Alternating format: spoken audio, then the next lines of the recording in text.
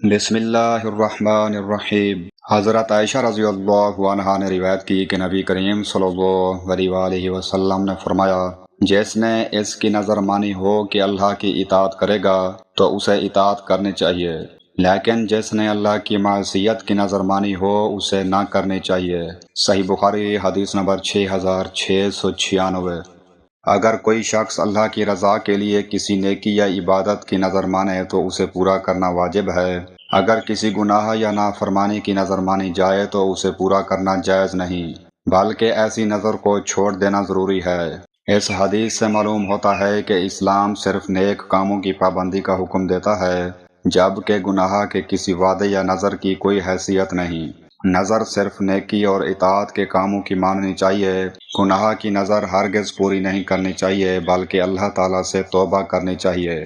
حضرت عمر بن خطاب رضی اللہ عنہ سے روایت ہے، انہوں نے بیان کیا کہ میں نے نبی کریم صلی اللہ علیہ وآلہ وسلم سے سنا کہ بلا شبہ عمل کا دار و مدار نیت پر ہے، اور انسان کو وہی ملے گا جس کی وہ نیت کرے گا۔ بس جس کی ہجرت اللہ اور اس کے رسول کے لیے ہوگی تو واقعی وہ انہی کے لیے ہوگی، اور جس کی ہجرت دنیا حاصل کرنے کے لیے یا کسی عورت سے شادی کرنے کے لیے ہوگی تو اس کی ہجرت اسی کے لیے ہوگی جس کے لیے اس نے ہجرت کی۔